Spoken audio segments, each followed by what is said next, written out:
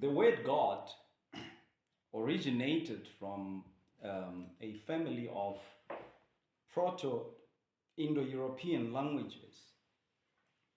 And the word had nothing to do with what Judeo Christianity um, later, in the 5th century, with the translation of the Bible to German, calls a deity that is anthropomorphized, this anthropomorphic deity. Now, this word God, being of a Germanic origin in the Proto-Indo-European family of languages, comes from the word Huda or Guda. And the etymology, the origin of this word, scholars, in linguistic, um, find, uncertain. But now they give recourse to the two Gothic words, which they find to be the Goths were, among the Germanic tribes, that spoke a language that was within the Proto-Indo-European family of languages. Now, the two Germanic words that linguists, in Indo-European languages find to be cognates with this word of uncertain origin, Huda or Guda, which is a Proto-Germanic word. Then in the Germanic language, they find the word Hupt and Hudis, or Gupt and Gudis. Now, these are the two words.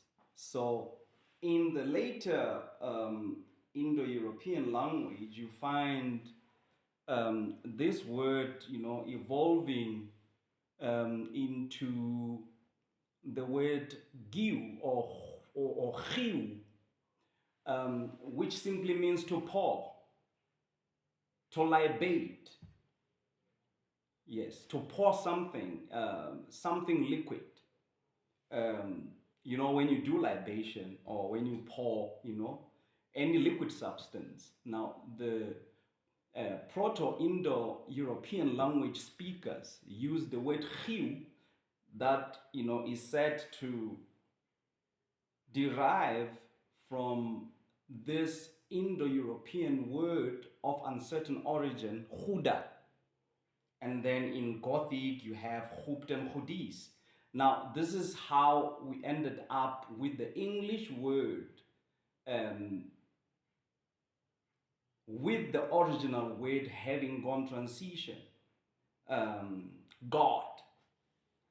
Now, I want to show you how what is given an ascription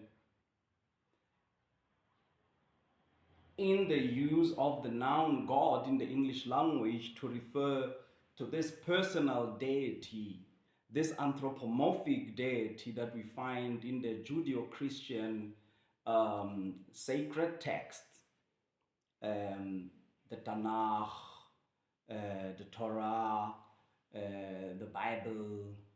Now, in the translations of these texts, the noun that is used to describe the deity of these religions is the English word God. And this word I have just explained, where it originated from. Those, Germanic, Proto-Indo-European words, which simply referred to an act of pouring, an act of libating, or invoking. And the use of the word or the concept behind these words that I have mentioned that are found in the Proto-Indo-European language dually also had, reference to impersonal powers, and it was a neuter, meaning the concept behind the use of this word that later on evolved, into the English word God. Um, Being a neuter, the original word never had any gender specificity, and there was even no, anthropomorphic concept of, God in the original sense of the original words that were used from whence the word God derives. Um, it referred to some impersonal force, some impersonal power that was a neuter, that was neither male nor female. So now, with the conversion of the Germanic tribes in the 5th century to Christianity, then this word underwent some kind of a transition to now start to refer to an anthropomorphic, a human-like, or a human quality characterized entity that the Judeo-Christian texts are referring to, who gets tired, who speaks, who gets angry, who feels jealous, who expresses the wrath, who shows favor, who gets annoyed, who gets irritated. But the original concept behind the word, from whence the English word God evolved, never had any kind of such notion about some super being that sees, that has eyes, that sees, that thinks, that feels, that breathes, that works, that strikes, um, that judges, that rewards, that favors. So what this means is Judeo-Christian religion does not have a noun to use to describe its object of worship. They don't have.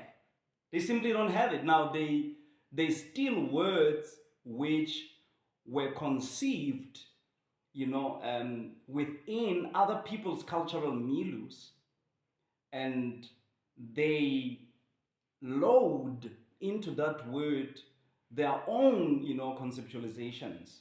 Now, my question is, if Judeo-Christian religions do not have in our languages an equivalent noun to their object of worship, what business do we have in assuming the use of this metamorphosed, fictitiously, artificially term that gave us the English word God today? What business do we have to do with that?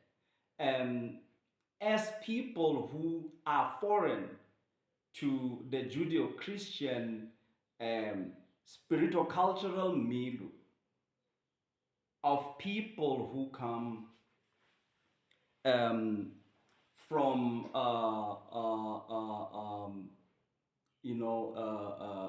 outside of our geocultural spiritual space, as the indigenous people of this land. I mean, in our words, we do not have a word that refers to some supernatural anthropomorphic being that sits, somewhere above everything, a being that gets hurt, a being that